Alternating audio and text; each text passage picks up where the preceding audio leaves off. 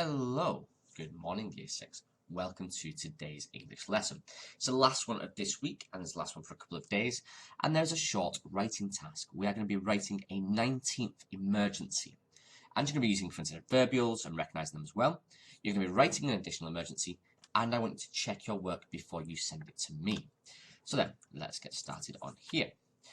Look at this sentence, or this paragraph here.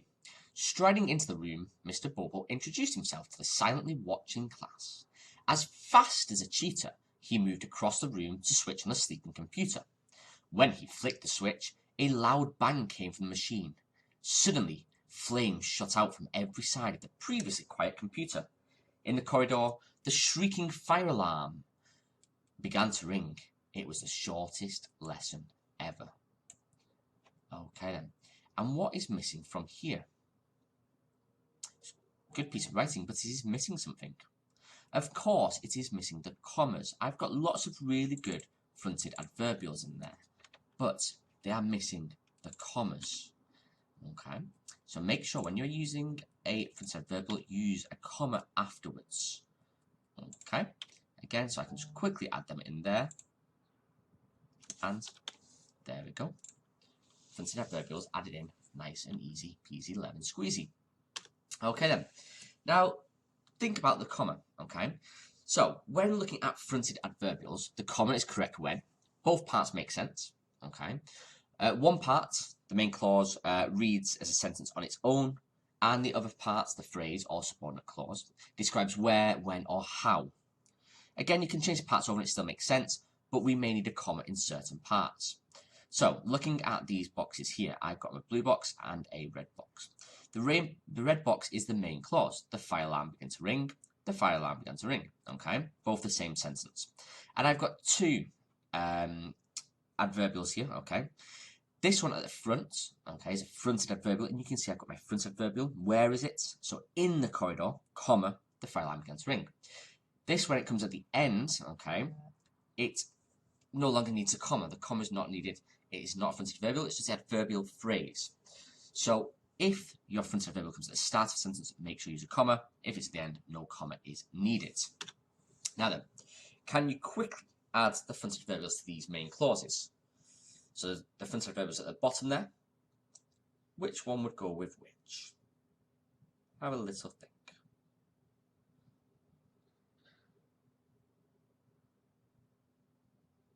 Okay then. So you should have got these ones here. So, on the playground, Mouse hid from Merv. Running down the sidewalk, Mouse tripped over and fell over. Clenching his fist, Marv rushed towards Mouse, speaking quickly as he explained his plan. The day before, Mouse had insulted Merv, and you can see I have got my commas on all of these fronted adverbials. Now, if I had put Mouse tripped over and fell, running down the sidewalk, I would not need the comma because it would come after the main clause, okay? So remember, if the fronted adverbial comes at the front, comma must be used. Now then, today you are writing your 19th emergency, and it's going to be a little short story. Now, I'm not looking for 3 pages here, I'm looking for a 1-page quick, but detailed short story, okay? So it's not a big write, it's just a short story. And you should have characters as setting an emergency, so i.e. the problem, the solution, and the ending. Now, this might look familiar because this is very similar to a normal story plan. Okay, we would have our characters and we'd talk about them. We'd start setting it up and building up our story. Okay, so opening, build up. Then we'd have our problem, our resolution, and our ending. And you're going to be doing that today, but in a shorter form. So, before we get to that one though, how many emergencies from the 18th emergency can you remember? How many can you remember from our book? Here are some. Any clues? Any better? 1 was a lion attack. Another was being swallowed by a killer whale. Or squeezed by a snake. There was also a shark attack. And being charged by an enraged bull. And they all had solutions, okay? There's always a way out of this. If you remember, Ezzy would always come up with the problem, what would happen, and he would have a solution to this problem, how to get out of it. Okay, so you're going to be thinking of your own emergency today, and that is your task. I would like you to write a 19th emergency that could go into the book. Now, this emergency can be as ridiculous as you wish. You must use fronted adverbials, and it must include the 5 main areas. It must have characters, setting, emergency, solution, and the ending. Now, let's just have a look at mine here. Okay. You can see it's quite a short story. I'm not looking for lots and lots in this. I'm just looking for one problem. And I said it can be as ridiculous as you want it to be, but it should be realistic. Okay. So it could be anything. Let your imagination run wild. Okay. I have chosen a giant cat. You might choose something in a jungle, in the sea. Again, one of the problems in there was being swallowed by a killer whale. Well, how realistic is that going to happen? Probably not. However, it is not completely impossible. Okay.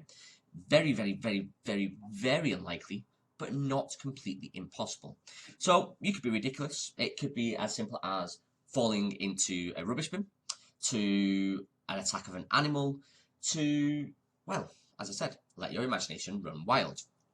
Now then, here is mine. You can see I've got my setting, my characters, my emergency problem, and I've stopped here, okay, because you could then use your own imaginations to come up with the solution to my problem. So setting. One day, in a vast and unending city, a smog was hanging over the buildings like a blanket. The stench of fast food and pollution filled the air. With the sun trying to break its way through the clouds, the noise of the city muted any birds singing. As the smog seemed to thicken, Mouse was walking down the sidewalk. He was with his best friend, Ezzy. Mouse, a slight boy who was no older than 13 years old, looked stricken. His dark-haired friend was trying to cheer up his worried pal. Mouse, Ezzy started. Watch this. No, Ez, I've told you it's not funny, replied Mouse sorrowfully. Reluctantly, Ez gave up. No matter how hard he tried, he couldn't cheer his friend up. Suddenly, out of nowhere, a giant cat appeared from nowhere to attack. It was as big as a... And I'm going to stop there. And I would talk about the problem and what is going to happen, basically being attacked by a wild cat. And I would then come up with a ridiculous solution, how to make it stop. And then my conclusion is as simple as this. From this moment onwards, Mouse always remembered this golden rule. Emergency number 19. Attack of an unfriendly cat. When attacked by a cat, dun dun dun. And I would just go through what, in very, very short form, in maybe a sentence or two, what my solution would be. Okay? So it's a very short story. It should be about a page of A4. You might go a little bit more, okay? But it is not a big write. But you can see in here, I've got my fronted adverbials. Again, I've got one day here. I've got with the sun trying to break its way through the clouds as the smog seemed to thicken. I've got my fronted adverbials. I've also used inverted commas for direct speech like we practiced yesterday. And I've got really powerful adjectives, okay? And this is what I want you to write. So, write a 19th emergency that could go into the book. It can be as ridiculous as you wish, but you must include fronted adverbials and those 5 areas, okay? As soon as you've finished, send your work to me. I will mark it and get it straight back to you. Okay, Year 6, have a wonderful session. I look forward to reading your emergencies and the ways to get out of them. I will speak to you soon. Goodbye.